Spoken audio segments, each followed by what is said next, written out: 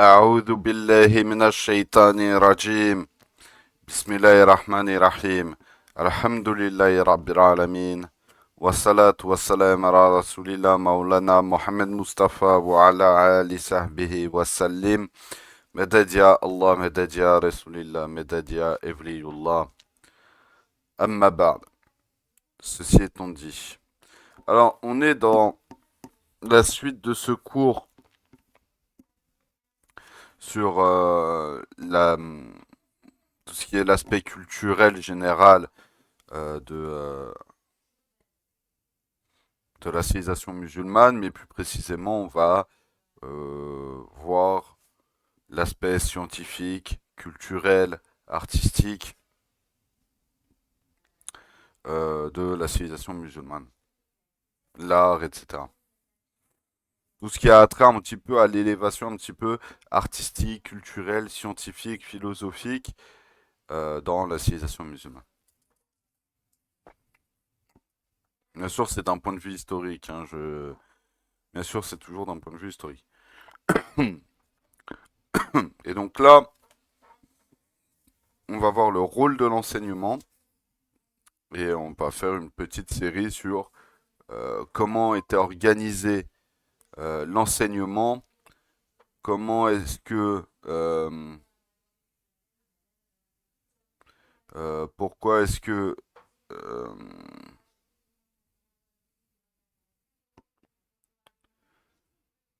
comment fonctionnait l'enseignement, etc., etc.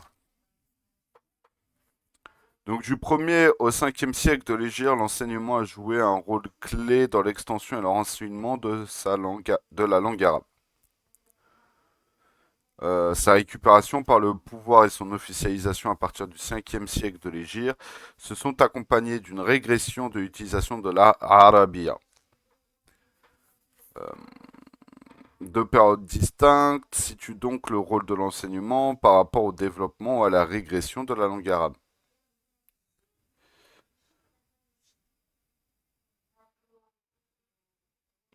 La première période est celle de la gloire de la arabia, située partout où les musulmans passaient. L'enseignement était essentiellement religieux, basé dès le départ euh, sur l'apprentissage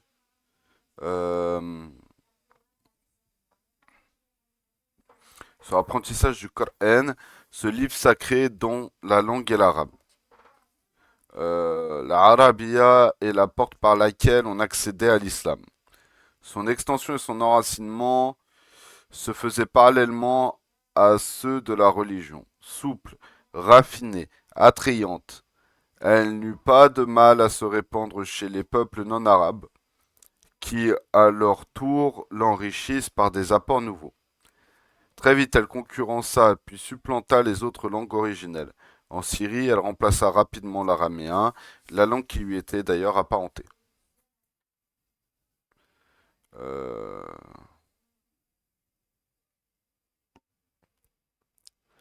En Irak et en Iran, le persan et le syriaque lui cédèrent le pas.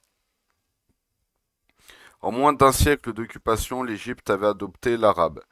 Le grec était la langue de la culture, de la politique, de l'administration, et de l'administration fut abandonné. Le copte, qui était la langue courante, céda également sa place à l'arabe. En Afrique du Nord, elle devint la langue dominante par rapport au berbère et au latin. Grâce à l'enseignement de la religion, l'arabe fut implanté dans divers pays où son usage sera ininterrompu et s'élargira au cours des premiers siècles.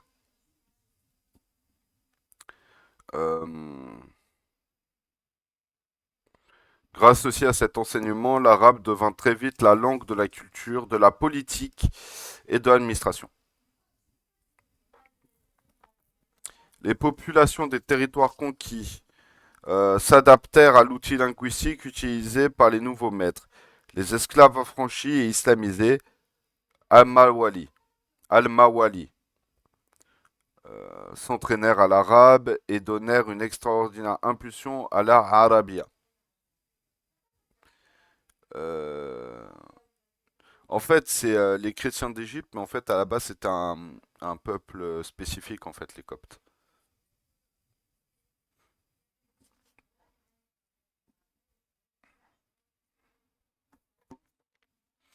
En fait, c'est pour ça que les Coptes, d'une certaine manière, euh, ont vu d'un assez bon œil la venue des conquérants arabes musulmans, arabo-musulmans. Pourquoi?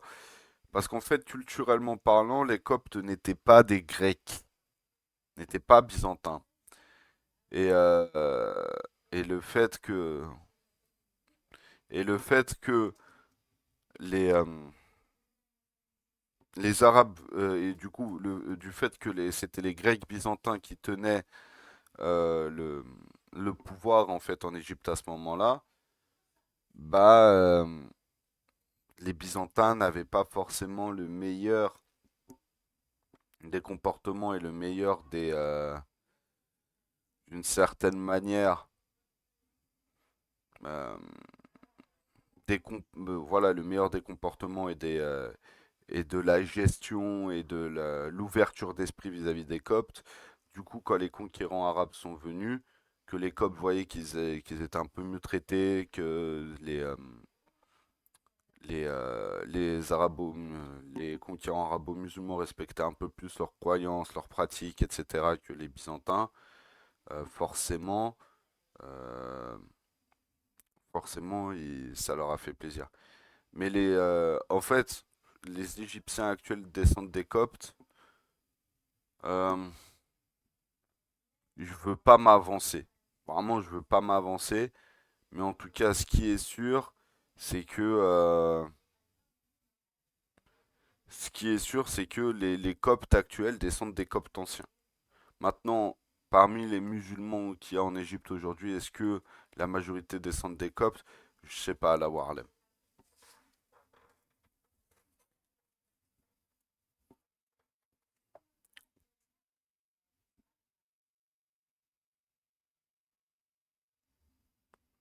Ouais, fake. Euh, Les populations des territoires conquis s'adaptèrent à l'outil utilisé par les nouveaux maîtres. Les esclaves affranchis et islamisés, Amawali, s'entraînèrent à l'arabe et donnèrent une extraordinaire impulsion à l'arabia qui est devenue une science, ilm, euh, qu'on enseignait dans les mosquées ou à côté de la halaqa, des études coraniques, celles des études de fiqh, de celles des études de hadith, il y avait obligatoirement la halaqa des études de langue. Donc ici de langue arabe. Halaqa, c'est dans le sens de d'assise. Donc, donc celle des nahwiyin, donc les grammairiens, était particulièrement célèbre. Très tôt, les étudiants étaient formés aux règles de l'arabia, mises au point par les générations de chercheurs. Et donc tout ça, on l'a vu progressivement. Et en fait, tout ça, on l'a vu dans les cours précédents qui sont rediffusés qui sont rediffusés en fait sur le groupe Telegram. Mais tout ça,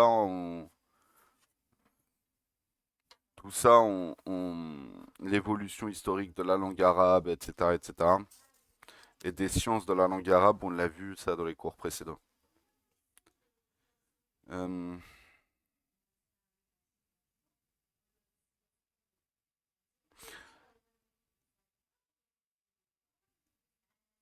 L'étude en matière de ilm al-arabiya était devenue une nécessité pour les gens de la sharia, donc de la loi. Dira Ibn Khaldoun dans la Muqaddima. Car le Qur'an et la Sunna, source de toutes les lois religieuses, sont en langue arabe.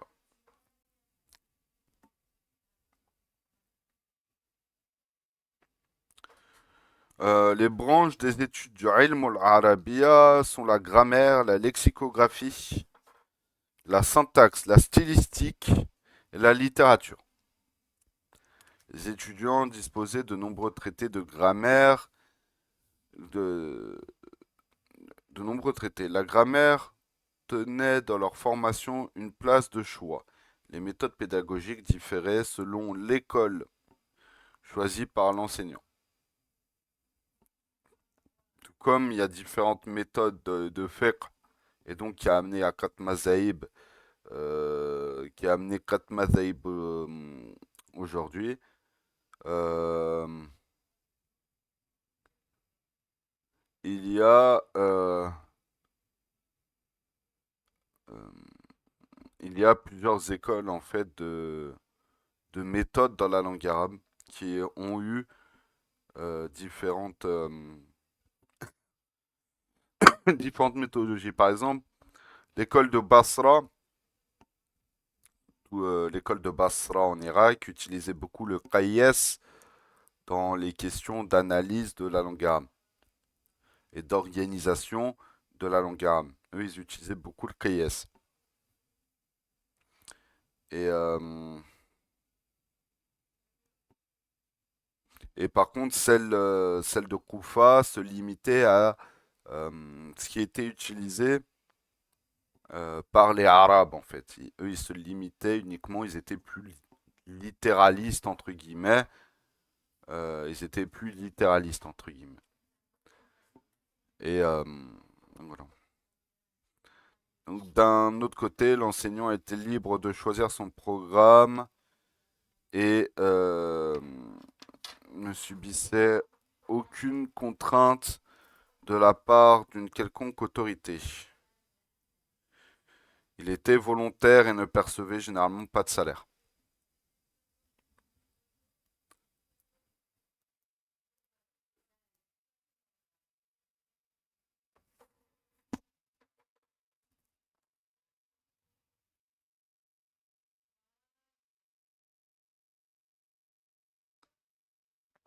Il exerçait sa fonction dans un but religieux car il considérait que participer au développement de la science était un acte de foi.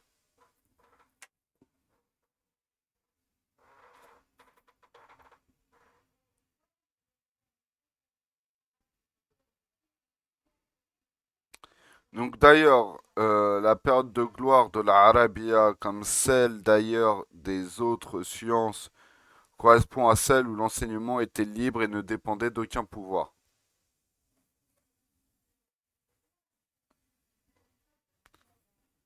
Euh,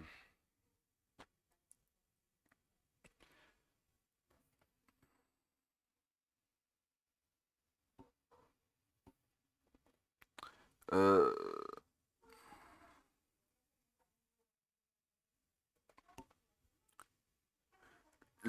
Al-Adab. Donc, Al-Adab renvoie à deux conceptions, l'une purement éthique et l'autre intellectuelle. La première désigne un ensemble de valeurs propres à l'homme, civilisé, comme l'hospitalité, la courtoisie, le raffinement, etc. Et la deuxième désigne le champ proprement scientifique, constitué lui-même par trois grandes disciplines, les sciences de la langue, les sciences de la poésie et l'histoire.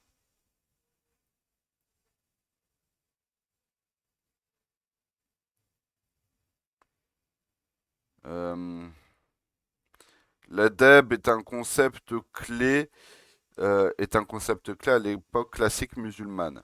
La culture générale nécessaire à tout humaniste, l'adib, où l'homme de culture excellait dans la connaissance des poètes anciens et dans les sciences linguistiques, dans l'histoire et dans les cultures et autres civilisations, qu'elles soient iraniennes, indiennes, grecques, etc. Il y avait en plus des qualités morales qui le distinguaient dans la société.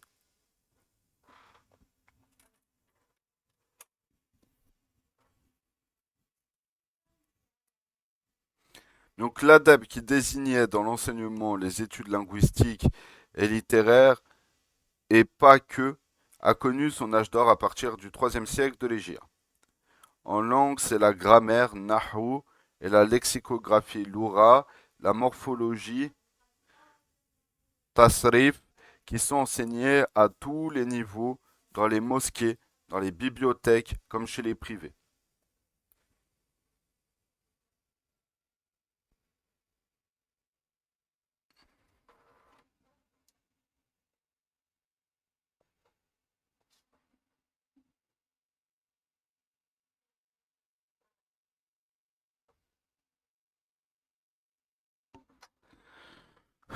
Hmm.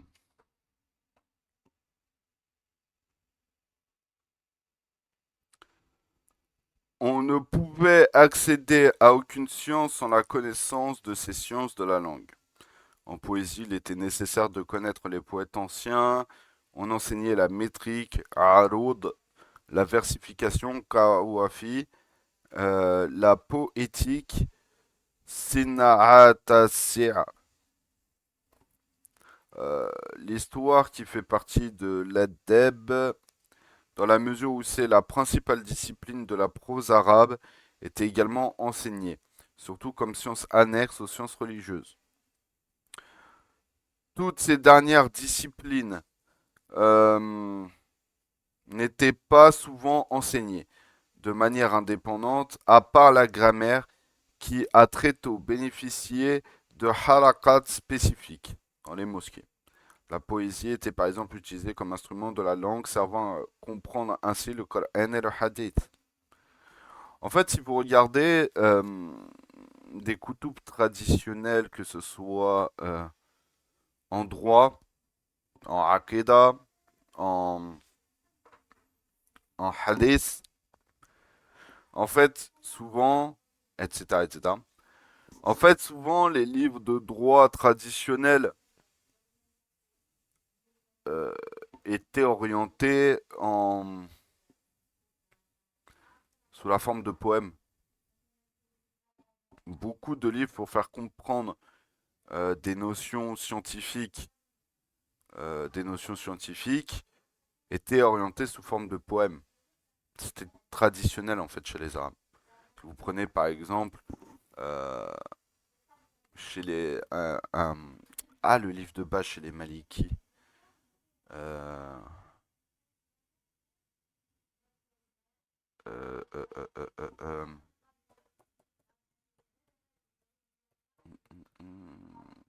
Bref, ça me reviendra. Mais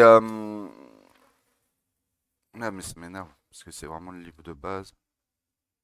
C'est le.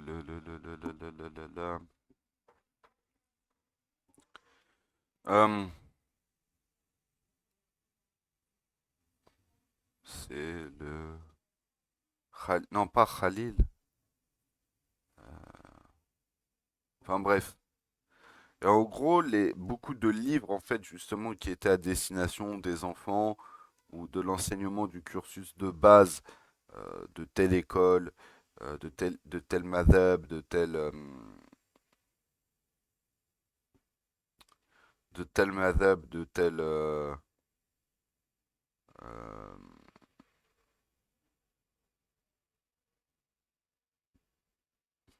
en gros de tel madhab ou telle école de croyance, etc. En fait, souvent, les livres de base étaient orientés sous forme de poèmes pour faciliter non seulement de un l'apprentissage et la mémorisation, et deuxième point, pour faciliter aussi le développement d'idées complexes sans trop s'étaler. En gros, les livres basés de base sur des poèmes permettaient plus facilement en fait les chars derrière. C'est-à-dire que tu récites le poème et ensuite tu peux détailler chaque vers du poème avec plusieurs questions, des dalils, etc., etc. Mais de base, le plus important à retenir en fait, c'est ce qui était écrit dans le poème.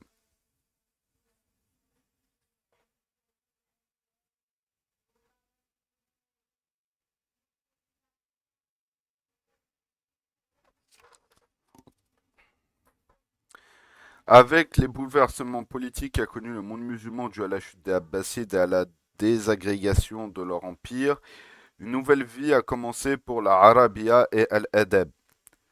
L'enseignement fut officialisé par les Turcs dès leur ascension au pouvoir.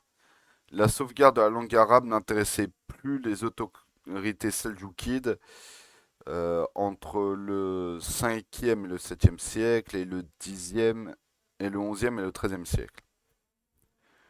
Parallèlement à une régression du niveau intellectuel général, euh, parallèlement à une régression du niveau intellectuel général, se remarqua dès lors une régression de la Arabia. On assista à une renaissance du néo-persan dans les provinces non arabophones et au développement de beaucoup de dialectes. La langue arabe s'imprégna du vulgarisme et la Arabia dite Fosha régressa partout. Seule une classe privilégiée continua à l'utiliser. Elle devenait de plus en plus un instrument de savant, servant presque uniquement à l'enseignement des sciences religieuses. En littérature, elle nécessitait des commentaires pour être comprise. Abu al-Ala al-Ma'ari commentait lui-même ses ouvrages qui furent également expliqués par son disciple Al-Mutannabi.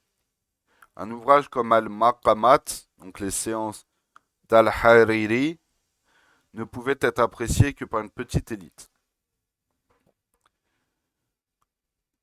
Donc le champ de l'adeb se rétrécissait pour des raisons politiques.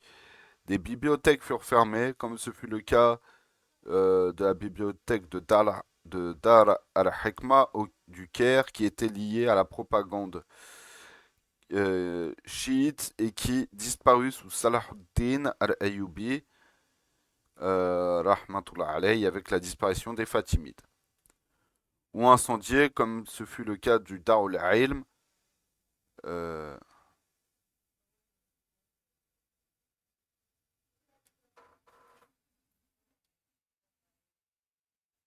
ouais, c'est quoi ce blasphème?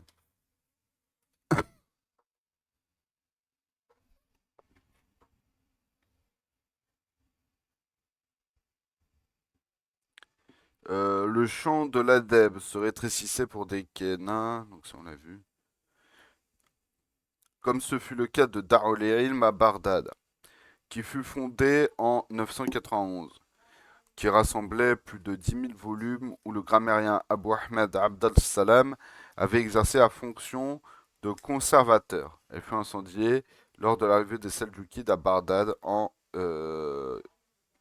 1055 et 1056. Euh, L'Arabia, manquant de défenseurs et de lieux d'épanouissement, régressa tant sur le plan de l'utilisation que sur celui de la production littéraire, mais elle ne disparut pas pour autant. L'enseignement officialisé dès l'avènement des Madaris, institué par le vizir de Malik Shah Nizam al-Mulk en 1092, semble avoir contribué à cette régression de l'utilisation de la langue de la production littéraire originelle. Celle-ci céda le pas au résumé d'ouvrages, aux manuels scolaires et à des compilations encyclopédiques. C'est la tendance des écrits scolastiques, des savants formés au Madaris, comme c'est le cas des ouvrages du philosophe At-Tibrizi en 1109, de élève d'Abul Ala al-Ma'ari, ceux de son successeur Jaoul Liqi et ceux des théologiens shafi'i comme Al-Juwayni, qui est surnommé Imam al-Haramain, et son élève Abu Hamid al-Ghazali. Ce dernier consacra beaucoup d'ouvrages à la méthodologie, à la défense scolastique du sunnisme contre les hérétiques et les philosophes inspirés par la pensée grecque.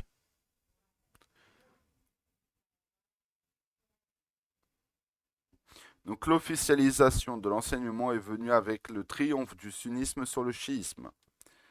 Les matières enseignées dans les madaris furent celles admises par les orthodoxes qui défendaient leur tendance politico-religieuse sunnite qui contrôlait alors le Khorasan, l'Irak, la Syrie, l'Égypte et tout l'Occident musulman. Ils contrôlaient également le système d'enseignement ainsi que les domaines de la création.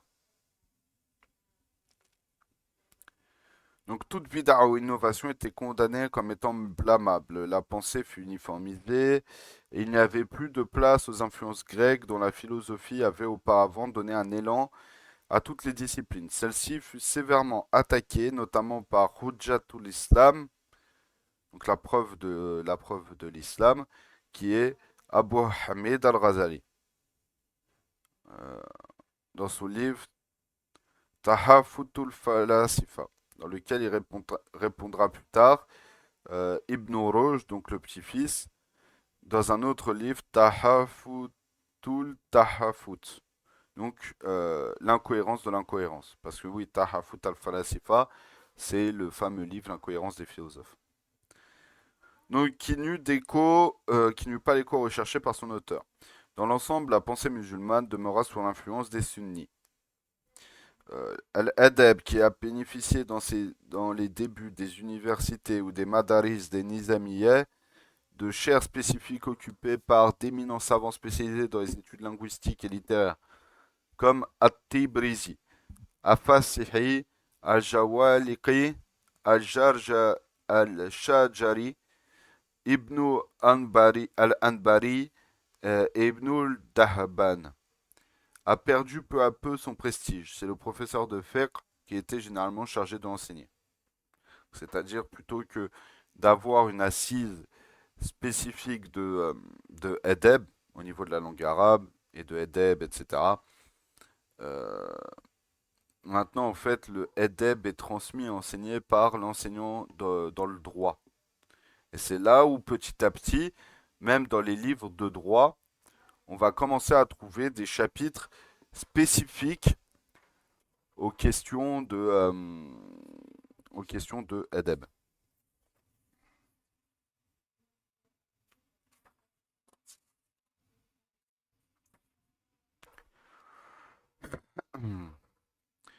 Donc c'est le cas du juriste Shafi'i Tajaddin At-Takriti qui était enseignant à la Nizamiye de Bagdad au début du 7e siècle.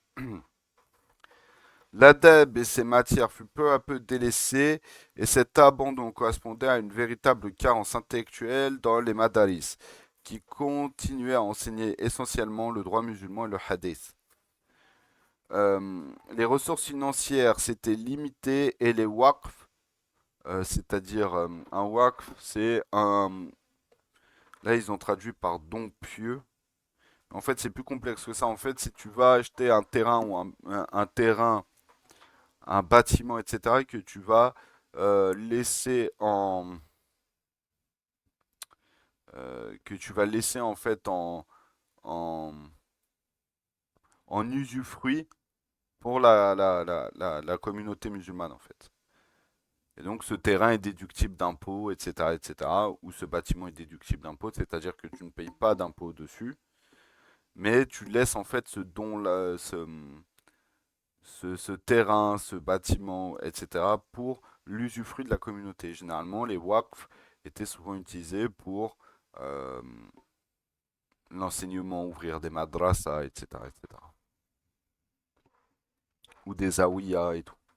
Enfin, souvent, c'était des dons faits par des personnes riches, des commerçants, des vizirs, etc., ou certains savants aussi, euh, qui en fait achetaient des terrains ou des bâtiments, qui laissaient en usufruit à la communauté musulmane, et généralement, ils faisaient ça pour l'enseignement.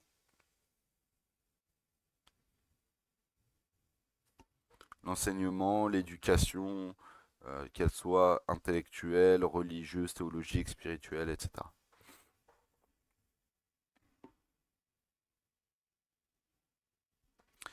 Euh, donc était dilapidé. L'enseignement en général ne pouvait être maintenu à un niveau élevé. Certaines madaris avaient disparu, manquant de moyens pour subsister. D'autres ne bénéficiaient plus que d'un seul maître pour assurer tous les cours. La place de l'activité linguistique et littéraire était très réduite. La récupération de l'enseignement par le pouvoir n'a pas été en fin de compte bénéfique au développement de la science en général et de la langue arabe en particulier. Oui, parce que là, en fait, on est sur le dernier chapitre au niveau de la langue arabe, en fait. Donc, En conclusion, nous pouvons dire que la langue arabe, qui est l'épine dorsale de l'islam, s'est développée dans un premier temps grâce à l'expansion de l'islam. Et dans un deuxième temps, grâce aux investigations et aux recherche des grammairiens, philologues, lexicographes, etc. De toutes origines. Elle s'est constituée en sciences et a donné lieu à une production littéraire remarquable, tant en poésie qu'en prose. Le mélange de, entre guillemets, race et de civilisation a fait éclater les cadres étroits dans lesquels voulaient la maintenir les puristes. Elle devint rapidement la langue de science et de culture de multiples ethnies,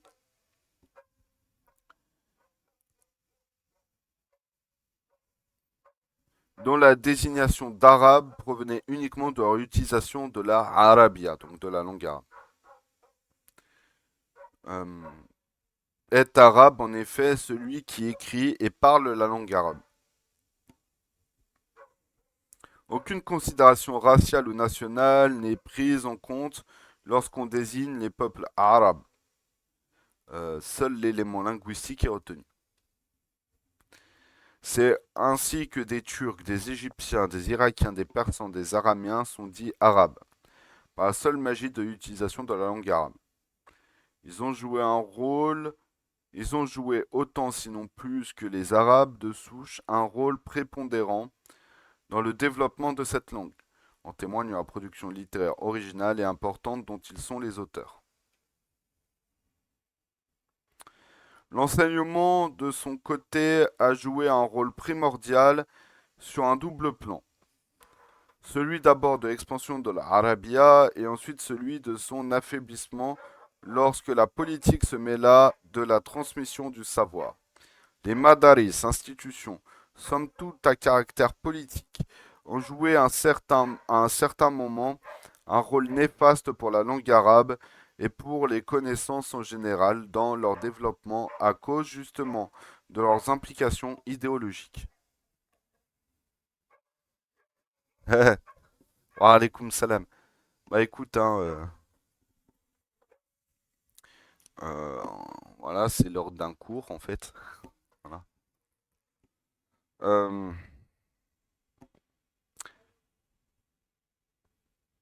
les savants sunnis avaient déjà depuis le début du IVe siècle de l'Hégire décrété la fermeture des portes de l'Ijtihad et s'étaient mis d'accord pour dire que toutes les solutions aux questions religieuses avaient été trouvées définitivement. Tout avait été apporté par les anciens docteurs de la loi Ash-Sharia et toute recherche nouvelle est désormais vaine et condamnable.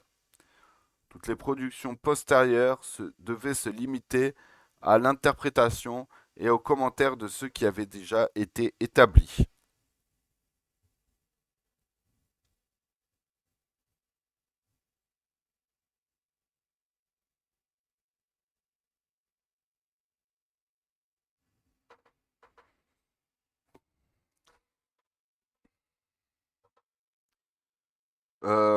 Donc par la suite, les savants orthodoxes gardèrent cette ligne de conduite. En gros, de la fermeture de l'Ijtihad, notamment dans les questions religieuses et théologiques, de droit, etc. Euh, donc par exemple, Abduldin al-Iji, Youssouf as-Sanoussi, euh, en 1355 et 1486, qui justement perpétuèrent cette parole de la fermeture de l'Ijtihad.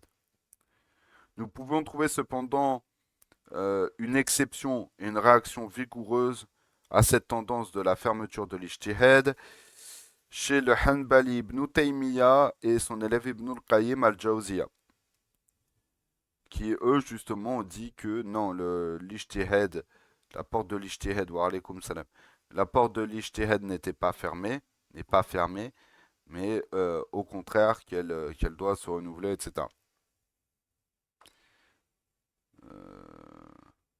Tous ces savants se situent dans une période de déclin des sciences et de la culture arabe, dont le Saned, la chaîne de transmission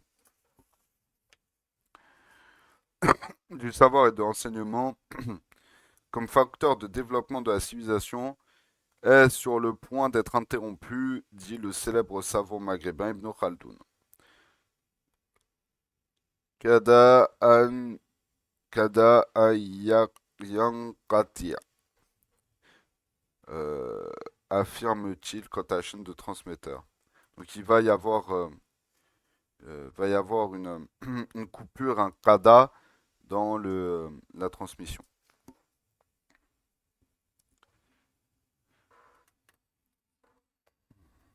Donc l'enseignement d'Ahlul Sunnah qui détenait le pouvoir ne manqua pas d'appliquer cette idée de fermeture. L'étudiant des madaris ne devait pas avoir un raisonnement indépendant ni un esprit critique, mais devait imiter les anciens et commenter leurs récits. Cette tendance, comme nous l'avons dit, contribua à rétrécir le savoir intellectuel et à faire régresser les productions littéraires et scientifiques. Même dans le ilm al-tasawwuf, qui avait trouvé sa réconciliation avec Ahlul Sunnah, avec Abu Hamid al-Ghazali, ne fut accepté que lorsqu'il se rapprocha de la ligne orthodoxe. Il fut vivement combattu et le soufi Shihab ad-Din Yahya as-Suhrawardi, plus connu sous le nom d'Al-Maktoul, qui a établi les doctrines platoniciennes et illuminatives Ishraqi, fut exécuté sous ordre de Salahuddin. Un autre Shihabuddin, Omar al-Suhrawahdi, survint quant à lui, suivi. Quant à lui, la ligne d'Al-Ghazali réconciliant le mysticisme et le sunnisme, la langue arabe ne pouvait pas subir l'influence du déclin des autres sciences et du rétrécissement de la pensée en général.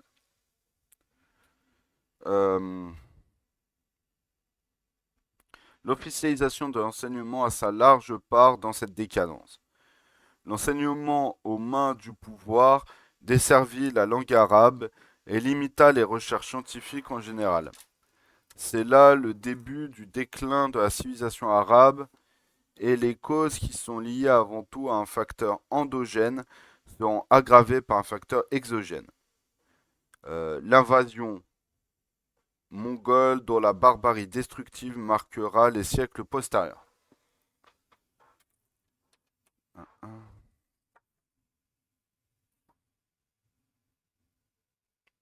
Donc là, on a fini à cette section sur on a fini cette section sur la langue arabe. Et là, on va commencer à partir de la semaine prochaine.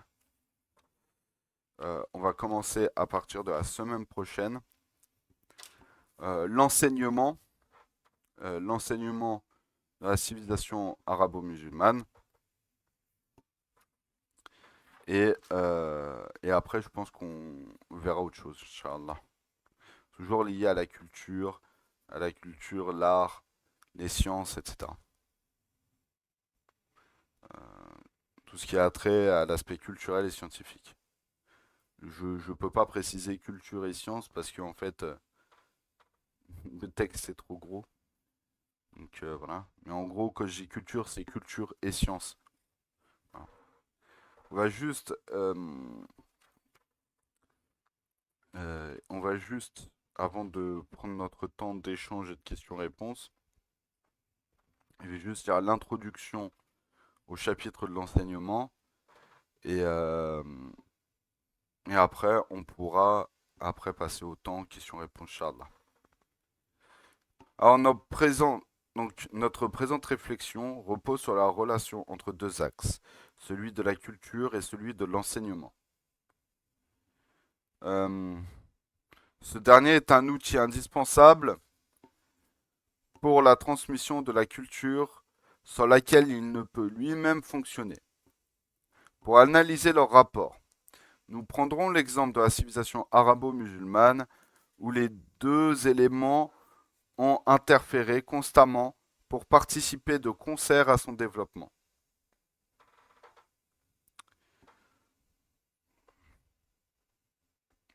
Auparavant, il nous faudrait voir comment se construit une culture donnée et les étapes par lesquelles elle passe. Cela nous éclairera sur une réalité, celle des empreintes culturelles de toutes les civilisations. En effet, à travers l'histoire de l'humanité, les cultures ont toujours dialogué entre elles. Par exemple, par exemple, le verset 13 de la sourate 49, Al-Hujurat, les appartements, en gros, il nous explique ça plus ou moins. Quand Allah Azzawajal, il nous dit dans le sens, nous vous avons créé, vous êtes issus, nous vous avons créé d'un mâle et d'une femelle. Et nous vous avons établi en peuple, en nation et en tribu, afin que vous entreconnaissiez entre vous. Le plus noble auprès d'Allah Azzawajal est le plus pieux.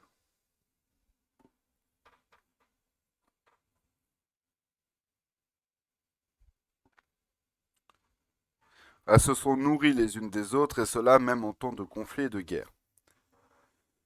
Le savoir et le savoir-faire investis dans les productions manuelles et intellectuelles de toute l'humanité ont de tout temps circulé d'un espace à un autre, d'une société à une autre, faisant fi des contraintes et des barrières imposées par les hommes. Si nous partons de l'analyse de la culture et de l'enseignement chez les anciens Arabes, cela ne nous dispense pas de mettre l'accent sur l'importance capitale des emprunts qui ne sont pas seulement essentiels à la survie de la civilisation, mais s'ils sont reconnus et introduits dans les cursus des systèmes éducatifs mondiaux, pourraient largement contribuer à lutter, wa alaykoum salam, à lutter contre la xénophobie et le rejet de l'autre. Valoriser l'autre et son identité culturelle, l'écouter et le reconnaître comme porteur de richesse et non comme un simple intrus, au mieux à éviter et au pire à éliminer, favoriserait l'entente et la paix dans la société et entre les populations du monde entier.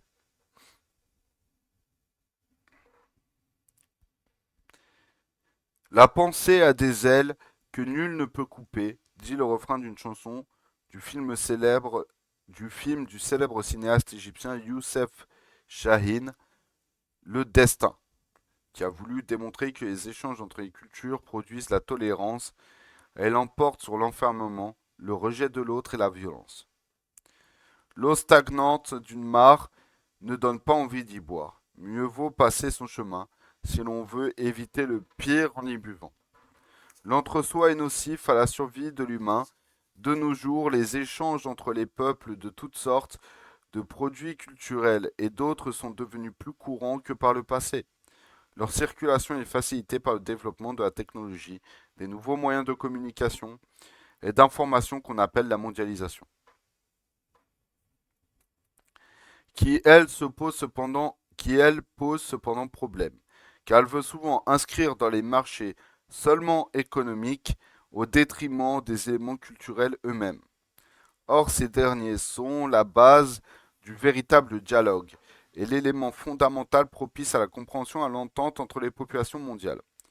Force est de constater que ces populations font fi des strictes et draconiennes règles politiques et économiques qui, sont, qui font barrière à ce dialogue entre les cultures. Porteurs de compréhension et de paix, des échanges culturels féconds s'imposent malgré les hauts murs qui s'érigent un peu partout pour empêcher la libre circulation des individus. La peur de l'autre ne fait pas peur à la circulation des cultures. En effet, malgré toutes sortes de restrictions visant aujourd'hui à maintenir les populations chez elles, les empêchant ainsi de se déplacer, et les confinant dans les enfers des famines, des guerres et des misères, les échanges culturels entre le monde dit développé et celui qui l'est moins ou qui ne l'est pas du tout continuent de se faire. Il s'agit là de pratiques millénaires dont les racines sont dans l'avènement même de l'humanité. Celle-ci ne connaît pas de monoculture, ni de culture supérieure et d'autres inférieures. Les cultures sont multiples en elles-mêmes et ne peuvent ni naître ni survivre dans les échanges avec les autres cultures dont elles dépendent étroitement. Toutes les cultures se valent et sont à ce titre le bien commun de tous les humains. Admettre cette vérité nous appelle à plus de clairvoyance et à moins d'arrogance, à plus d'humanité et à plus de tolérance. C'est la base même de la marche vers la paix. Euh, à titre personnel, je suis pas complètement d'accord avec tout ce qui a été dit. Non pas que elle a faux dans l'absolu, non pas qu'il faut un renfermement sur soi dans l'absolu, mais il ne faut pas oublier que une certaine forme de conservatisme culturel, de traditionnalisme, de conservatisme, permet justement de maintenir un équilibre et permet justement de maintenir un héritage. Euh,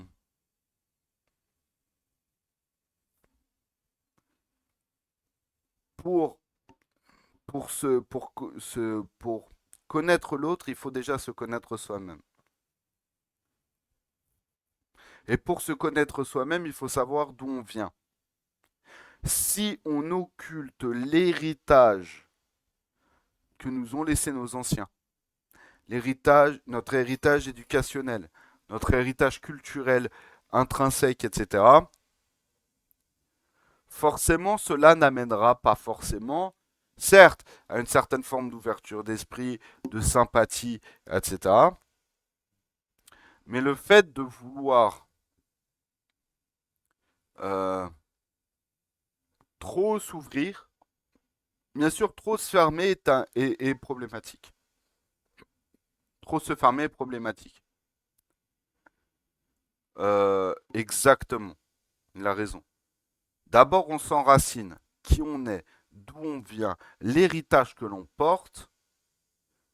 Ensuite, après, on s'ouvre sur les autres.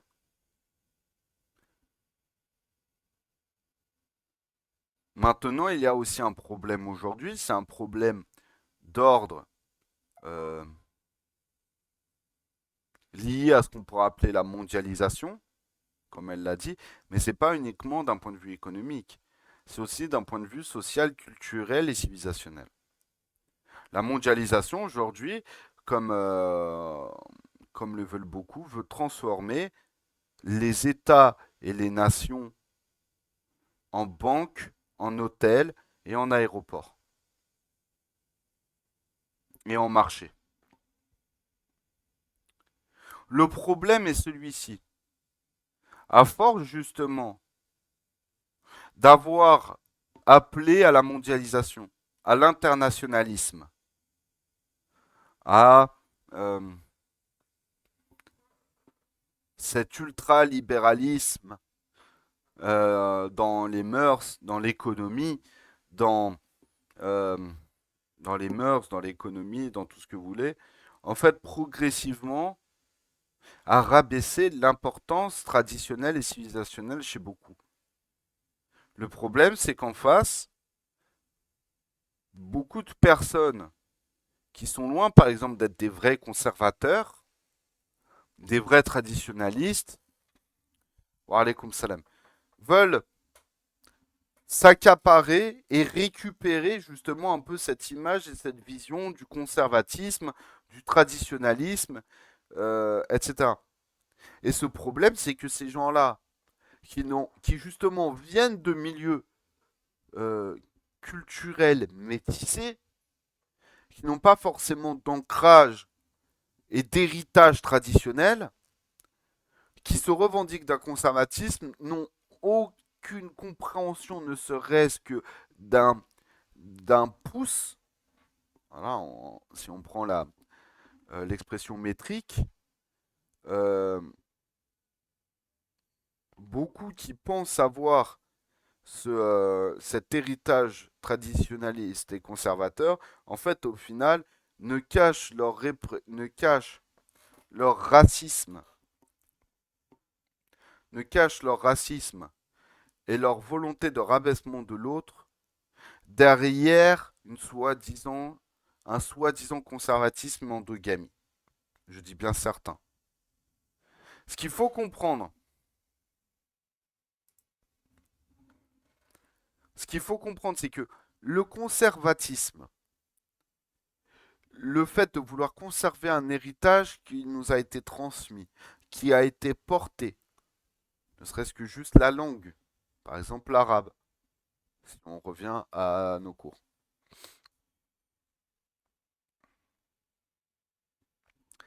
Si on prend aussi la culture, l'héritage historique, traditionnel, la manière de s'habiller, etc., à force de rabaisser ces, ces héritages culturels, civilisationnels, linguistiques, théologiques, etc., à force de les rabaisser, on finit par ne plus avoir d'identité. Et à force de ne plus avoir d'identité, nous sommes en proie à tous les, euh, les attaques en fait venues de l'extérieur. Si on prend l'image de l'œuf, qu'est-ce qui va protéger le jaune si c'est le cœur? Le cœur dans le sens le cœur spirituel. Le jaune c'est le cœur, le ruh, le qalb euh, de l'homme, de l'œuf. Le blanc on va dire c'est euh, le blanc on va dire c'est sa foi, son iman. Et la coquille c'est son identité, son héritage, ce qu'il a reçu, ce qu'on lui a transmis. Si la coquille est fragilisée, ou si la coquille est absente, le roh et le cœur qalb spirituel qui est représenté par le jaune de l'œuf et la foi qui est représentée par le blanc de l'œuf va couler n'importe où et va partir.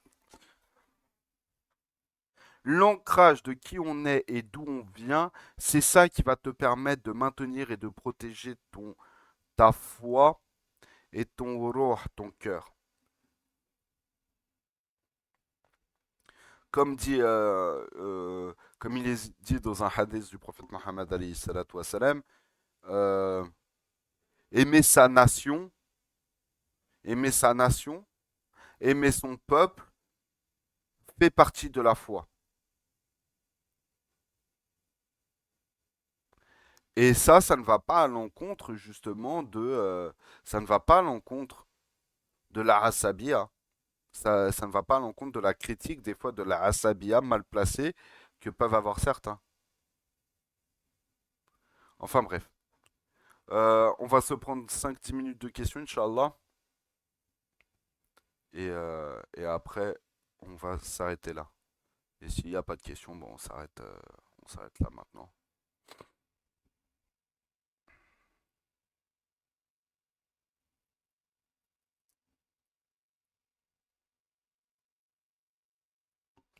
Wa alaykoum salam. J'espère que tu vas bien, Ekta.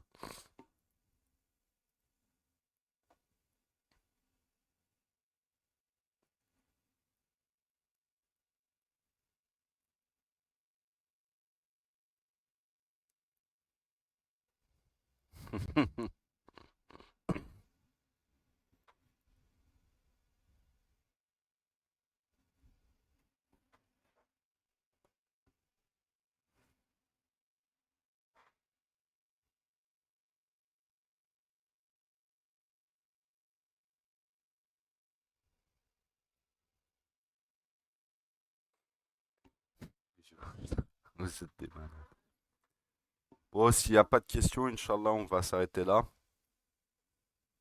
S'il n'y a pas de questions.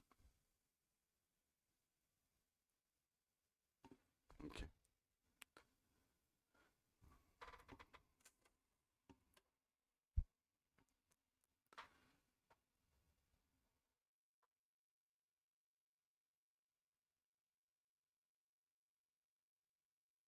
Ouais, j'y suis allé vendredi, ouais.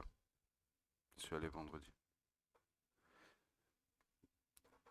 سبحانك اللهم وبحمدك أشهد أن لا إله إلا أنت أستغفر الله وأتوب إليك بسم الله الرحمن الرحيم والعصر إن الإنسان لفي خسر إلا الذين آمنوا وعملوا الصالحات وتواصوا بالحق وتواصوا بالصبر اللهم صل على سيدنا محمد عدد ما في علم الله صلاة دائمة بدوام ملك الله سبحان ربك بعزة ما يصفون وسلام على المرسلين والحمد لله رب العالمين الفاتحة